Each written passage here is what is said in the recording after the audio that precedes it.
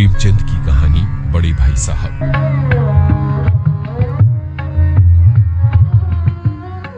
मेरे भाई साहब मुझसे 5 साल बड़े थे, लेकिन केवल 3 दर्जे आगे। उन्होंने भी उसी उम्र में पढ़ना शुरू किया जब मैंने शुरू किया, लेकिन तालीम जैसे महत्व के मामले में वो जल्दीबाजी से काम लेना पसंद न करते थे।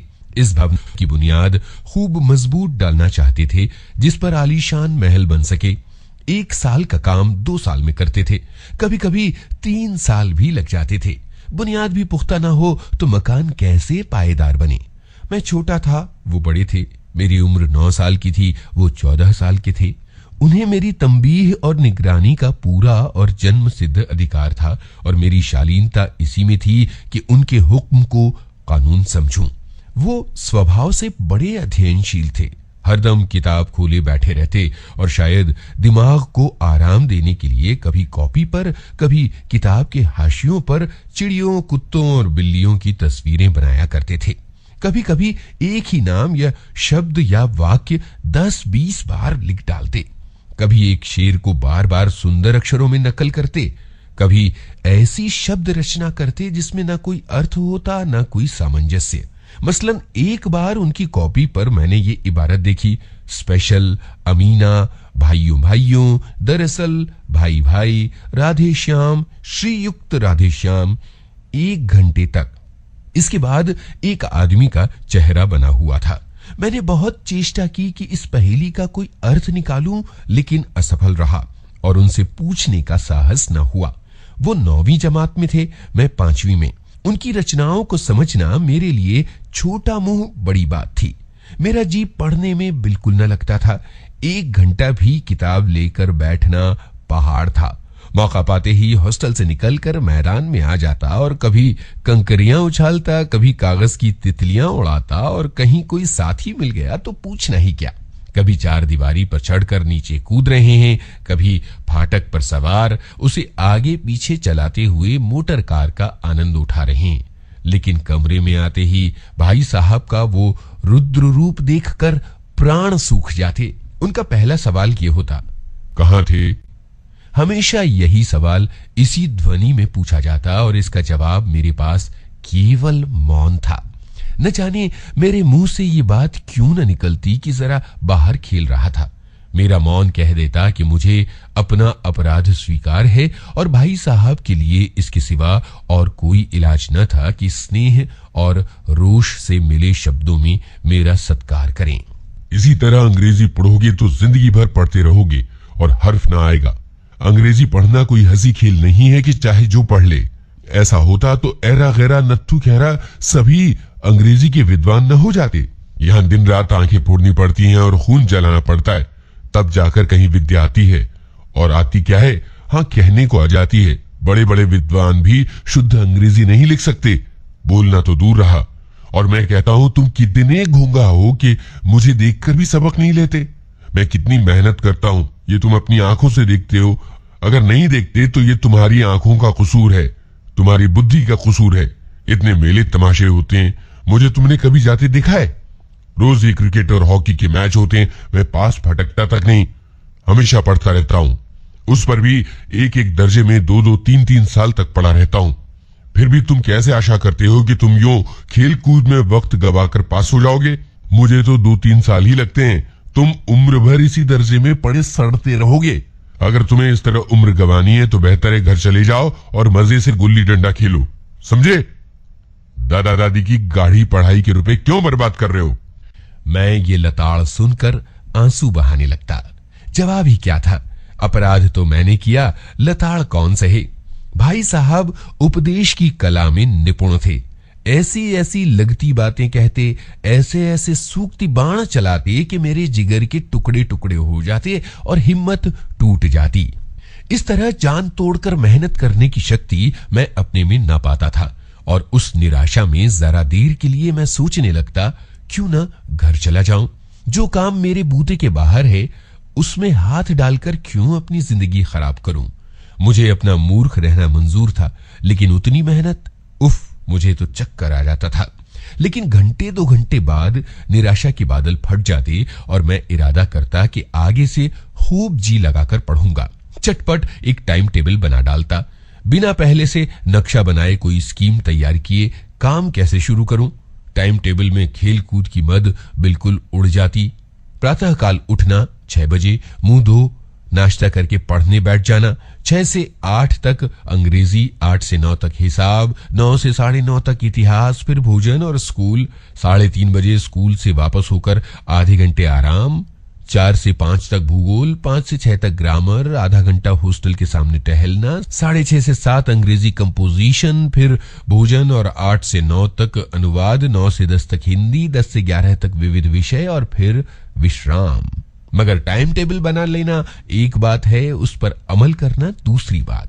पहले ही दिन उसकी अवहेलना शुरू हो जाती।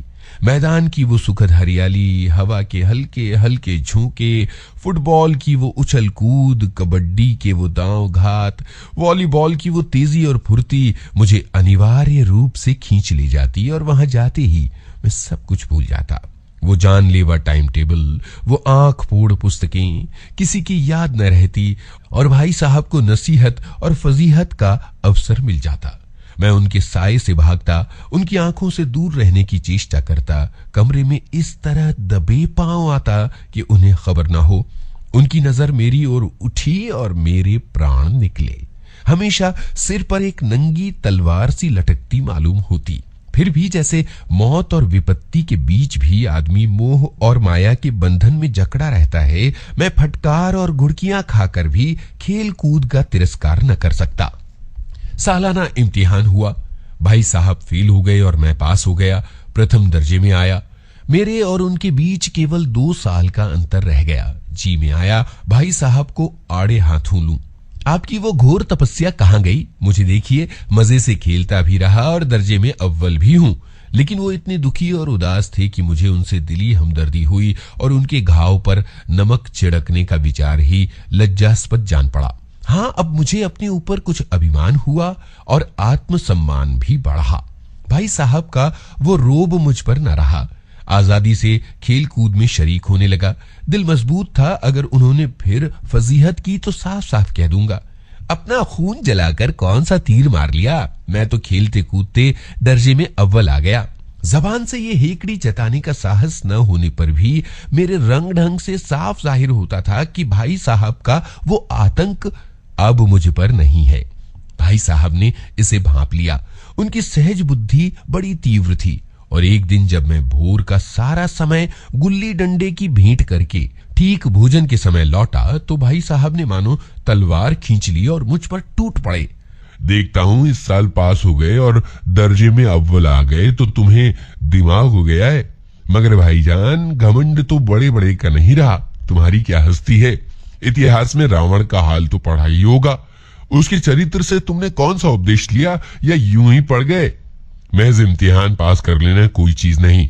असल चीज है बुद्धि का विकास। जो पढ़ो उसका अभिप्राय समझो। रावण भूमंडल का स्वामी था। ऐसे राजों को चक्रवर्ती कहते हैं। आजकल अंग्रेजों के राज्य का विस्तार बहुत बढ़ा हुआ है, पर इन्हें चक्रवर्ती नहीं कह सकते। संसार में अनेकों राष्ट्र अंग्रेजों का आधिपत्य स्वीकार नहीं करते, बिल्कुल स्वाधीन है। रावण चक्रवर्ती राजा था। संसार के सभी महीप उसे कर देते थे। बड़े बड़े देवता उसकी गुलामी करते थे। आग और पानी के देवता भी उसके दास थे। मगर उसका अंत क्या हुआ? घमंड ने उसका नामो निशान मिटा दिया। कोई उसे चुल्लू भर पानी देने वाला भी नहीं था। आदमी चाहे जो कुकर्म करे पर अभिमान न करे, इतराए ना। जिसने अभिमान किया दीन दुनिया दोनों से गया। शैतान का हाल पढ़ा ही होगा। उसे अभिमान हुआ था कि ईश्वर का उससे बढ़कर सच्चा भगत कोई नहीं है। अंत में यह हुआ कि स्वर्ग से नरक में ढकेल दिया गया। शाह रूम ने भी एक बार अहंकार किया था, भीख मांग मांग कर मर गया। तुमने तो अभी एक दर्जा पास किया है और अभी से तुम्हारा सिर फिर गया। तब तो तुम आगे पढ़ चुके। ये समझ लो कि तुम अपनी मेहनत से नहीं पास हुए। अंधे के हाथ बटेर लग गई। मगर बटेर केवल एक बार लग सकती है, बार बार नहीं लग सकती। कभी कभी गुल्ली डंडे में अंधा चोट निशान पड़ जाता है। इससे कोई सफल खिलाड़ी नहीं हो जाता। सफल खिलाड़ी वो है जिसका कोई निशाना खाली हाथ ना जाए। मेरे फेल होने पर मत जाओ। मेरे दर्जे में आओगे तो दांतों पसीना आ जाएगा। जब अलजेब्रा और ज्योमेट्री के लोहे के चने चबाने पड़ेंगे और इंग्लिस्तान का इतिहास पढ़ना पड़ेगा तो समझ आएगी बादशाहों के नाम याद रखना आसान नहीं है। 8 हेनरी गुजरे, कौन सा कांड किस हेनरी के जमाने में हुआ था, क्या ये याद कर लेना आसान समझते हो? हेनरी 7वें की जगह हेनरी 8वां लिखा और सब नंबर गायब, सफा चट, सिफर भी ना मिलेगा। समझे? सिफर भी ना मिलेगा। हो किस ख्याल में? दर्जनों तो जेम्स हुए, दर्जनों विलियम, कौड़ियों चार्ल्स, दिमाग चक्कर खाने लगता है, आंधी रोग हो जाता है। इन अभागों को नाम भी न जुड़ते थे, एक ही नाम के पीछे दोयम, सोयम, चहारुम, पंजुम लगाते चले गए। मुझसे पूछते तो 10 लाख नाम बता देता और ज्योमेट्री तो बस खुदा की पनाह। ए बी जे की जगह अगर ए जे बी लिख दिया और सारे नंबर कट जाएंगे। कोई इन निर्दयी गणितज्ञों से पूछता क्यों नहीं कि आखिर ए बी जे और ए जे बी में क्या फर्क है? और व्यर्थ की बात के लिए इन छात्रों का क्यों खून करते हो भाई? दाल भात रोटी खाई या भात दाल रोटी खाई, इसमें क्या रखा है? मगर इन परीक्षकों को क्या परवाह, ये तो वही देखते हैं जो पुस्तक में लिखा है। चाहते हैं कि लड़के अक्षर अक्षर रट डालें और इसी रटंत का नाम शिक्षा रख छोड़ा है। खैर छोड़ो, इन बेसिर पैर की बातों का क्या फायदा। इस रेखा पर वो लंब गिरा दो तो आधार लंब से दुगुना होगा। पूछिए इनसे, इसका क्या फायदा? दुगुना नहीं चौगुना हो जाए या आधा रहे मेरी बला से। लेकिन परीक्षा में पास होना है तो ये सब खुराफात याद रखनी पड़ेगी। कह दिया समय की पाबंदी पर एक निबंध लिखो जो 4 पन्नों से कम ना हो। अब आप कॉपी सामने खोले, कलम हाथ में लिए, उसके नाक को रोइए। कौन नहीं जानता कि समय की पाबंदी बहुत अच्छी बात है, इससे आदमी के जीवन में संयम आ जाता है, दूसरों का उस पर स्नेह होने लगता है और उसके कारोबार में उन्नति होती है। लेकिन जरा सी बात पर 4 पन्ने कैसे लिखें भाई? जो बात एक वाक्य में कही जा सके उसे 4 पन्नों में लिखने की क्या जरूरत? मैं तो इसे हिमाकत कहता हूं। ये तो समय की किफायत नहीं बल्कि उसका दुरुपयोग है कि व्यर्थ में किसी बात को ठूंस दिया जाए। हम चाहते हैं आदमी को जो कुछ कहना हो चटपट कह दे और अपनी राह ले, मगर नहीं, आपको 4 पन्ने रंगने पड़ेंगे, चाहे जैसे लिखिए, और पन्ने भी पूरे फुल स्केप आकार के। ये छात्रों पर अत्याचार नहीं तो और क्या है? अनर्थ तो ये है कि कहा जाता है संक्षेप में लिखो। समय की पाबंदी पर संक्षेप में एक निबंध लिखो जो 4 पन्नों से कम ना हो। ठीक, संक्षेप में तो 4 पन्ने हुए, वरना ये 100-200 पन्ने लिखवा लेते। तेज भी दौड़िए और धीरे भी दौड़िए। उल्टी बात है कि नहीं? बालक भी इतनी सी बात समझ सकता है, लेकिन इन अध्यापकों को इतनी तमीज नहीं। उस पर दावा है कि हम अध्यापक हैं। मेरे दर्जे में आओगे लाला तो ये सारे पापड़ बेलने पड़ेंगे और तब आटे दाल का भाव मालूम होगा। इस दर्जे में अव्वल आ ही गए हो तो जमीन पर पांव नहीं रखते। इसलिए मेरा कहना है, लाख फेल हो गया हूं लेकिन तुमसे बड़ा हूं। संसार का मुझे तुमसे ज्यादा अनुभव है। जो कुछ कहता हूं उसे गिरह बांधो वरना पछताओगे। स्कूल का समय निकट था। नहीं ईश्वर जाने ये उपदेश माला कब समाप्त होती। भोजन मुझे निस्वाद लग रहा था। जब पास होने पर यह तिरस्कार हो रहा है तो फेल होने पर शायद प्राण ही ले लिए जाएं। भाई साहब ने अपने दर्जे की पढ़ाई का जो भयंकर चित्र खींचा था उसने मुझे भयभीत कर दिया। स्कूल छोड़कर नहीं भागा, ये ताज्जुब है, लेकिन इतने तिरस्कार पर भी पुस्तकों में मेरी अरुचि ज्यों की त्यों बनी रही। खेल कूद का कोई अवसर हाथ से जाने न देता। पढ़ता भी मगर बहुत कम, बस इतना कि रोज का टास्क पूरा हो जाए और दर्जे में जलील न होना पड़े। अपने ऊपर जो विश्वास पैदा था वो फिर लुप्त हो गया और चोरों का सा जीवन कटने लगा। फिर सालाना इम्तिहान हुआ और कुछ ऐसा संयोग हुआ कि मैं फिर पास हो गया और भाई साहब फेल हो गए। मैंने बहुत मेहनत नहीं की थी पर न जाने कैसे दर्जे में अव्वल आ गया। मुझे खुद अचरज हुआ। भाई साहब ने प्राणांतक परिश्रम किया, कोर्स का एक एक शब्द चाट गए। 10 बजे रात तक इधर, 4 बजे भोर से उधर, 6 से 9:30 तक स्कूल जाने से पहले पढ़ना पढ़ना पढ़ना। मुद्रा कांतिहीन हो गई थी मगर बेचारे फेल हो गए। मुझे उन पर दया आती थी। नतीजा सुनाया गया तो वो रो पड़े और मैं भी रोने लगा। अपने पास होने की खुशी आधी हो गई। मैं भी फेल हो गया होता तो भाई साहब को इतना दुख न होता, लेकिन विधि की बात कौन टाले। मेरे और भाई साहब के बीच अब केवल 1 दर्जे का अंतर और रह गया। मेरे मन में एक कुटिल भावना उदय हुई कि कहीं भाई साहब एक और साल फेल हो जाएं तो मैं उनके बराबर हो जाऊं, फिर वे किस आधार पर मेरी फजीहत कर सकेंगे।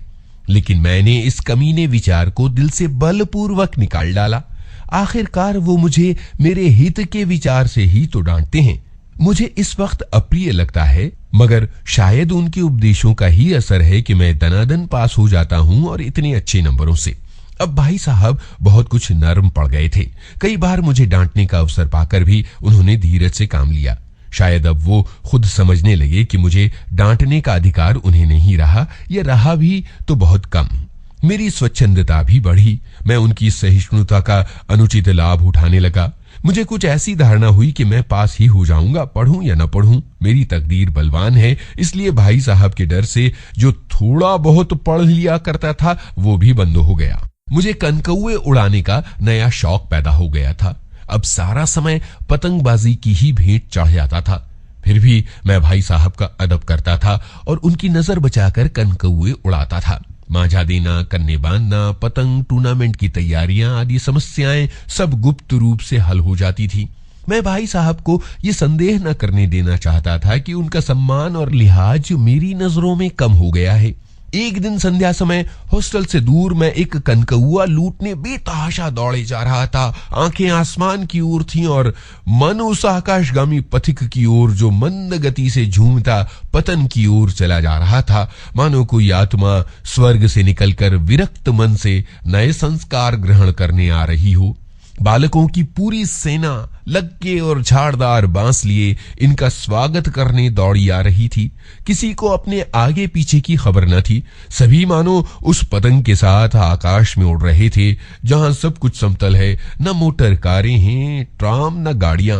सहसा भाई साहब से मेरी मुठभेड़ हो गई, जो शायद बाजार से लौट रहे थे।